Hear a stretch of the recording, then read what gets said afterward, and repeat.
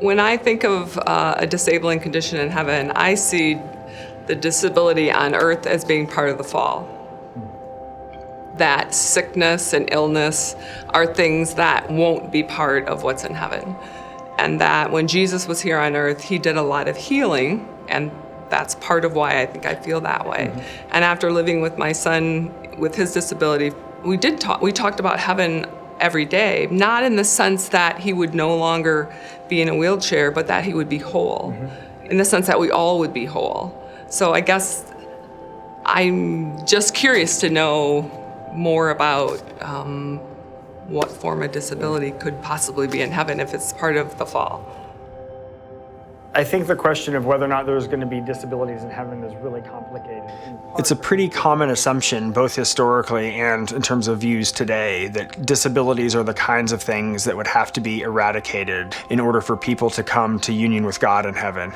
And part of what I want to do is to challenge that assumption, to suggest that there might be some kinds of disabilities whose presence in our lives individually and corporately are perfectly compatible with the perfection of community we have with God and we have with each other in the beatific vision in heaven.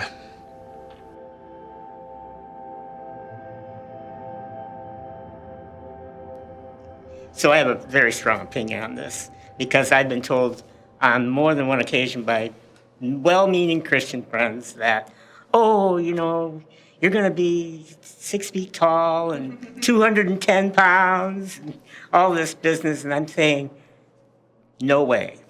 No way. Who I am is the way I am now.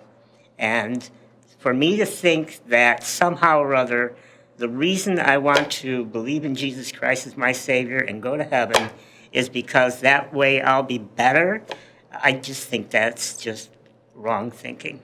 Because it undervalues your life. It now. does. Yeah. It's very, I know they're well-meaning, but that's the wrong answer.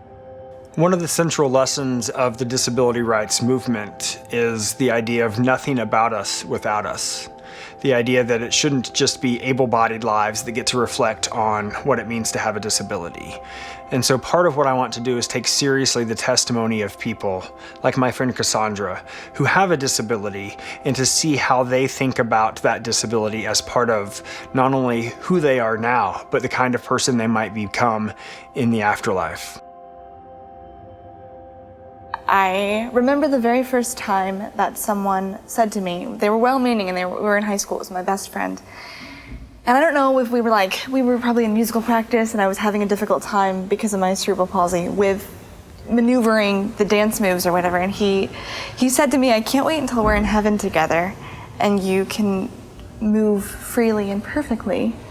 And I remember being so shocked by that, because at that point I had never thought about, like, why would my physical body be any different because my disability, having cerebral palsy and being legally blind, is so impactful in my daily life and just who I am. It's very kind of intrinsic. So a lot of people have this sort of default that the right response to have to disabilities in this life is we need to heal them, we need to cure them, because there's something sort of problematic about what it means to have a life with a disability. When you think about your own experiences with your disabilities, how does that shape sort of how you think about sort of the hope for heaven as you see it? There's a comfort sometimes on days when my body is so physically in pain that I can't leave my bed without the assistance of my husband, because my muscles are so tight and so in such pain. I kind of go to that place of non-existent disabilities in heaven. But then I think, well, you know, these disabilities have also given me the platform with which I can share the gospel to the best of my ability. So I often wonder, well, maybe I'll still have them, but maybe they won't impact me as negatively. Maybe the pain won't be there. Maybe the lack of vision won't be there.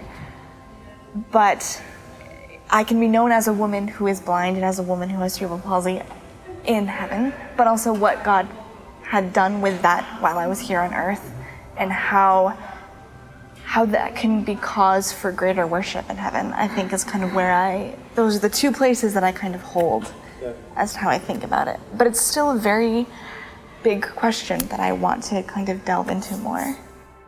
Many people that have a disability see it as part of their identity, their self-understanding. And some of the philosophers and theologians that push back against having disabilities in heaven want to say that these are just sort of accidental features of them. They're not part of who they are most fundamentally. But it seems to me there are lots of things that aren't essential to us, that aren't part of who we are most fundamentally. And that doesn't mean that we won't have those sorts of relationships or those sorts of features in heaven. I don't know that I have to be able to speak French in order to be perfectly united with French believers in heaven. There's going to be some way that the difference in language is going to be mitigated. We'll all be able to hear in our own tongue as an acts, but maybe hearing in my own tongue is I'm hearing the visual linguistic use of somebody who's using ASL. And so that's the kind of disability that I think might actually be present. If we get to a point where we have perfection all around, if we can even understand our spouses when they say something to us, and they can understand us, and it's all perfect, that can get a little bit old. I think the idea of all of us having the vision to see each other for who we are, with certain things that on earth might be looked at as flaws, in heaven to see us surpass and understand and move to the side of one another would be one of the great joys of heaven. And it seems like it would be an enactment of the gospel right there in front of our eyes. The first thing that comes to my mind is 1 Corinthians 12. The body is made up of many different parts that all have their role to play and they're all important. And so in order to really be the kind of church we ought to be, it has to be inclusive. You know, I can only offer, as a special ed teacher, not a theologian or a philosopher. My friend Sandra, who happens to have autism, and she, sensory-wise, doesn't recognize people by sight, but recognizes them by smell. One of the things Sandra said is, I know all of you are looking forward to seeing Jesus in heaven, but I can't wait to smell him. And that was such a beautiful teaching to me. I had all these assumptions. I never imagined what Jesus smelled like. And yet God wired Sandra very specifically. Why wouldn't he be preparing that feast for her nose and my eyes? Each part of the body needs the other parts, right? And so I think often we think about sort of ministry to people with disabilities and not ministering with them or sort of receiving from them. And the things I like about the kinds of work that both of you do is that it's equipping the entire church to benefit from the inclusion of sort of all people, including people with disabilities. And that gives us, I think, a different vision of maybe what the coming kingdom will look like than we sometimes have. Yeah, I think prepositions are important. And so often we will say to churches, do you really want to have a ministry to people with disabilities? Because it looks as though you are the giver and that person is the receiver. And that doesn't set up the opportunity to be what 1 Corinthians 12 clearly states, that we need to be ready to learn from, to receive the gifts that each one brings. There's a quilt that sometimes hangs in the congregation of our church that I think is absolutely wonderful.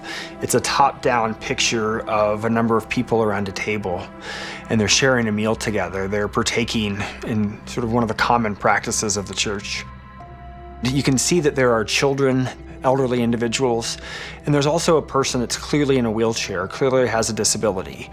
But the image strikes me as a radically inclusive and welcoming and valuing. Everybody is at the table. Everybody is part of the life of the congregation. Everybody has an active role to play in the church, whether or not they have a disability. My wife and I have 3 children, the oldest of which was diagnosed with a number of disabilities when he was about 6 months old. This research has led me to consider the question whether or not our son will have disabilities in heaven. And quite frankly, that's a question I don't know the answer to. But what I want to do is carve out space that no matter what the answer is, I can see him, I can recognize him, I can value him.